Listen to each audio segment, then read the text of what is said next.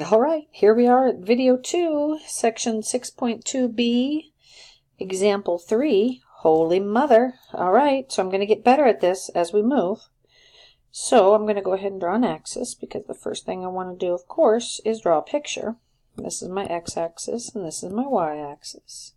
I have that same function that we had last time, and this is bound by x equals 0, which is the y-axis. So here is x equals 0.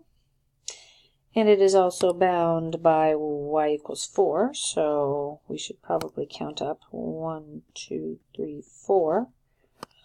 And so we have y equals 4 is, ooh, well, I guess I'm making that in black. Wow, that sucks. Sorry, that ended up being lower than I wanted it to be. I guess we can make that kind of look bigger. But this is y equals 4.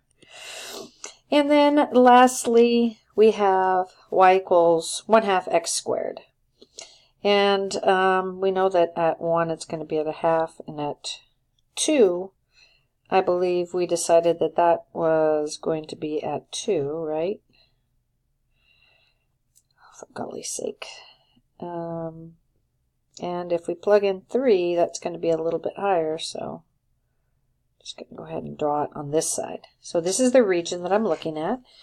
We do need to find that intersection point, so we might as well go and do that. So we're going to have to set y equals 1/2 x squared, and that's going to be equal to my black function there, y equals 4. Now, actually, let's look at this problem in a little more detail and decide if we do need to find that intersection point, because if you notice, this thing is revolved around the y-axis, which means it has to be revolved this way. Now if I take that region and revolve it, I'm going to have the same shape over here, right? And I'm going to have this shape that, oopsie, sorry, that's a little big. Looks like this. It's basically a bowl. That's a solid bowl though. So you can't put anything in it. It's just a big round shape. If I draw a slice here, sorry, again, I need to match up my pen. I need to figure out how to do that, but it is 11:20 at night, so maybe that'll happen later. That's my slice. No, I can't move it to make it better. My slice should really come all the way out here, right? And so now I need to figure out, you know, what that slice is, and it looks like it's going to end up being a delta y. So that means that my volume is going to end up being the integral of my area, but my area is in respect to y, dy. And so I don't really need to find this x value where these intersect. I only need the y values, and it looks like it starts here at 0 all the way up to this 4 value right here. Now again, if I look at this shape, oh my word, have mercy. I'm going to fix my pen in a minute. That shape is a circle. This is the radius is happening right here, which is happening right here on my picture.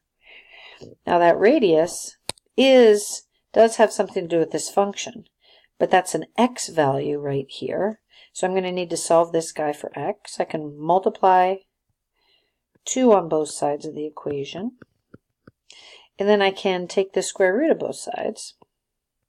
And that's going to give me x equals plus or minus the square root of 2y. Since I'm on the right-hand side of this graph, though, I'm just looking at the square root of 2y. That's this radius right here. Since it's a circle, my volume is going to equal the integral from 0 to 4 of pi times my radius squared dy. Again, my radius is this x value right here, and that x value happens to be equal to the square root of 2y. And that radius is squared. Again, the setup is the most difficult part here.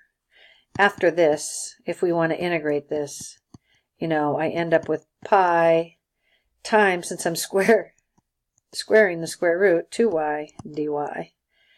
Which ends up being 2 pi times, if I take the integral or antiderivative of y, I'm going to get 1/2 y squared That's all going to be evaluated between 0 and 4. I know you can't see my 4 very well right there. These 2's will cancel. That leaves me with pi times 4 squared minus 0 squared. So I'm going to get 16 pi, and again, that is going to be units cubed.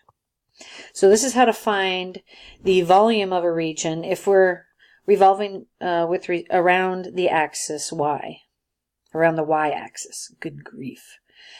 This might need to be my last video tonight. Next, we're going to practice again the same. What we call this is often a disk method, because sometimes this is referred to as a disk. And then, good grief.